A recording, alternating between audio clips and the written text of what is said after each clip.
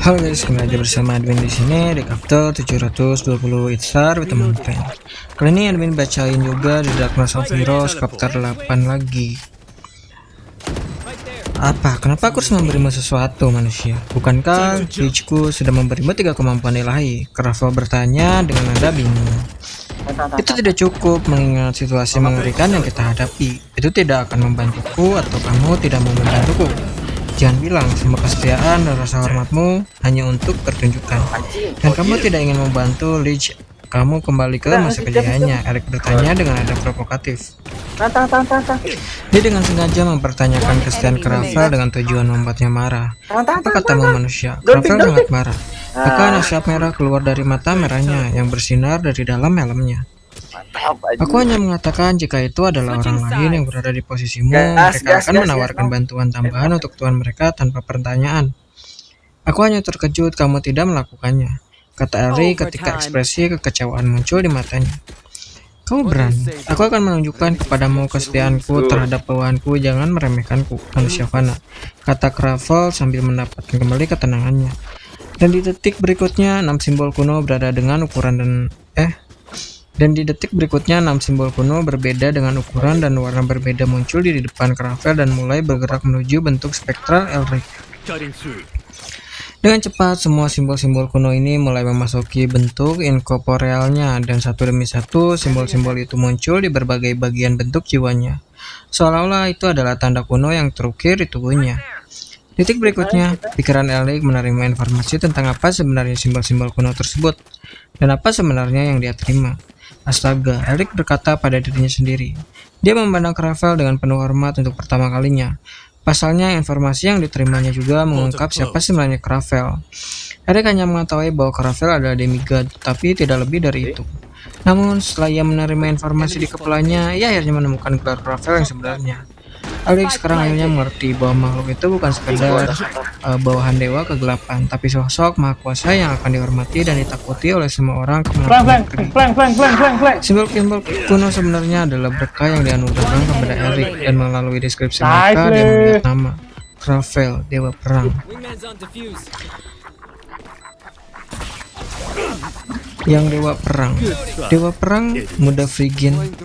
Makhluk yang berdiri di depannya adalah orang-orang yang mencapai level demigod dengan menguasai segala bentuk perang, semua jenis senjata, mantra, sihir, dan semua jenis teknik tempur.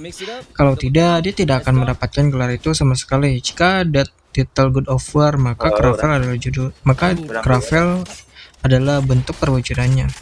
Begitu Eric mengetahui identitas asli Kravel sebagai dewa perang, dia mulai memandang secara berbeda. Sebagai seseorang yang tumbuh besar dengan membaca buku-buku tentang para pejuang hebat di zaman mereka masing-masing di bumi, dan kemudian terpikat pada novel-novel yang berhubungan dengan perang dan bentuk-bentuk platform lainnya. Eric telah mengembangkan suatu bentuk rasa hormat terhadap individu-individu seperti menurut definisi mereka adalah pria yang diidam-idamkan setiap pria.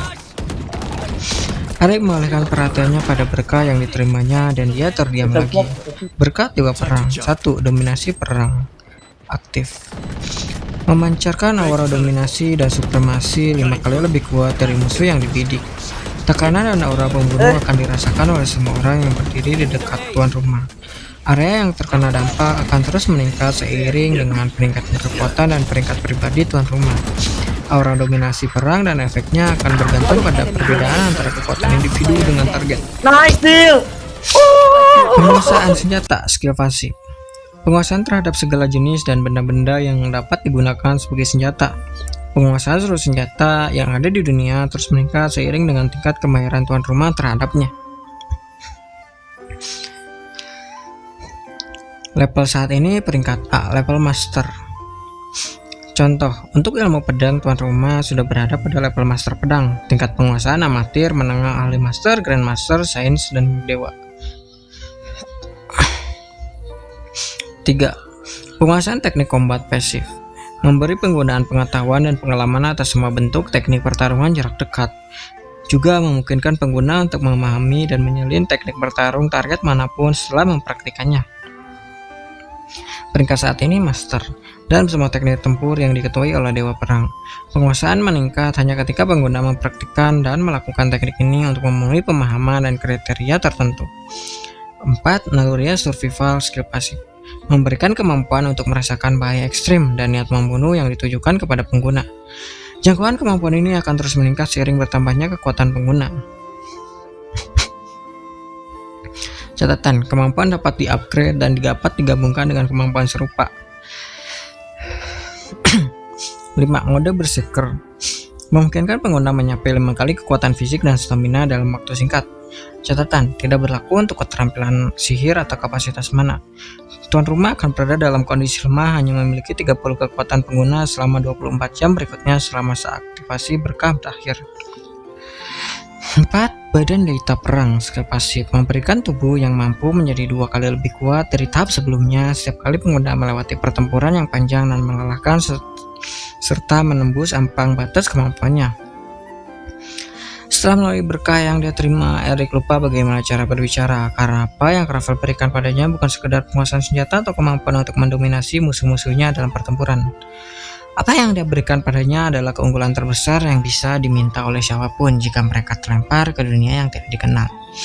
Erik terlahir dengan tubuh yang lemah dan tidak pernah menjalani latihan fisik apapun, bahkan bukan olahraga biasa atau teknik bela diri. Dia bisa memegang pedang di video game atau memimpinya saja. Sial, dia bahkan tidak tahu cara memegang pedang dengan benar tanpa terlihat seperti orang bodoh atau malah melukai dirinya sendiri. Berbeda dengan apa yang diberikan Dewa Kegelapan kepadanya melalui 3 kemampuan ilahi yang dia pilih. Berkah ini tidak hanya membantunya menjadi lebih kuat atau membantunya bertahan hidup. Sebaliknya, mereka akan jauh lebih berguna daripada sekedar mendapatkan kemampuan atau menciptakan pasukan yang akan melayaninya. Dengan berkah ini, dia menghemat waktu bertahun-tahun untuk mempelajari dan menyempurnakan berbagai jenis senjata dan cara terbaik menggunakannya. Mempelajari teknik bertarung juga bukan main-main. Banyak orang yang membutuhkan waktu puluhan tahun untuk menyempurnakan atau hanya mencapai pangkat master.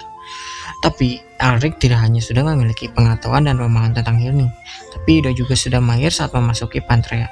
Dia sudah berada di peringkat master yang sulit dipercaya untuk orang seperti dia yang tidak pernah memiliki pengalaman bertempur atau membunuh siapapun sepanjang hidupnya.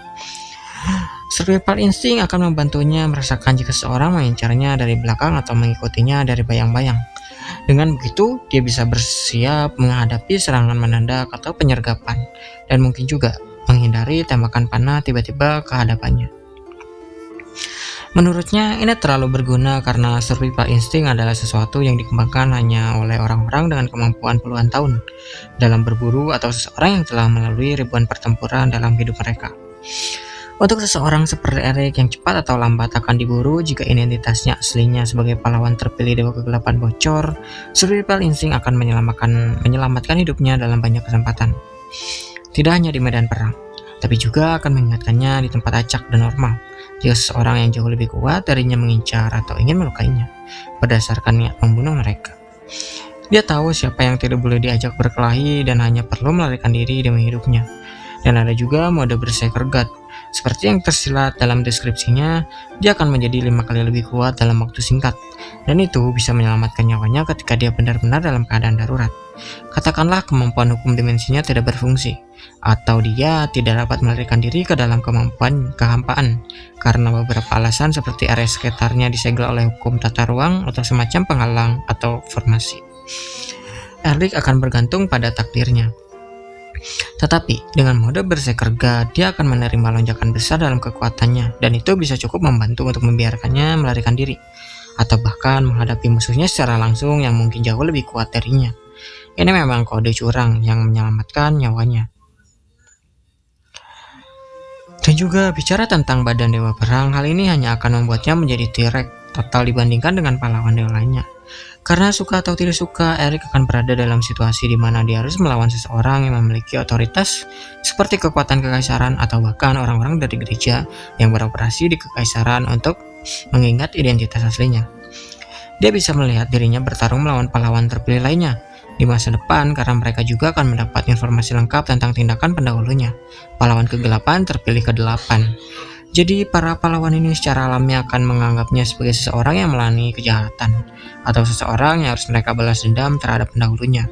Jadi dengan badan dewa perang, dia menjadi 2 kali lebih kuat setiap kali dia melewati batas kemampuannya, yang secara alami akan mengharuskan dia untuk bertarung dalam banyak pertempuran dan melampaui kemampuannya, dan juga akan terjadi pada kesempatan yang sangat jarang, kemungkinan besar dalam pertempuran untuk hidup dan mati.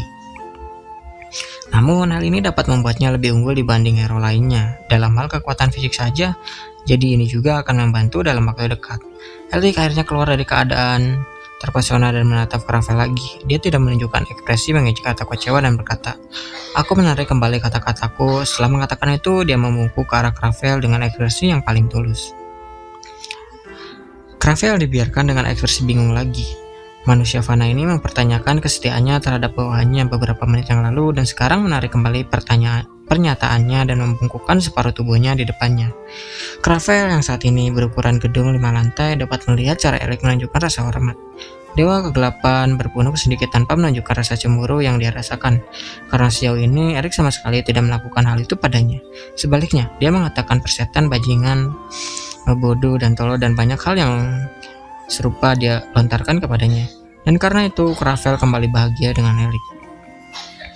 Dia berkata, "Berdiri, tidak perlu formalitas seperti itu. Lagi pula, apakah kamu menyukai berkahku?" Rafael bertanya tanpa menutupi nada sombongnya. Erik hanya mengangguk seperti anak anjing sebagai jawaban. "Ini bukan berkah, tapi sebagian dari pengetahuanku akan sangat berguna bagimu saat bertualang di dalam Pantrea," kata Rafael. Segera formasi ilahi muncul di atas bentuk jiwa Erik, dan cahaya yang terbuat dari warna-warni berbeda dan cerah turun ke arah kepalanya.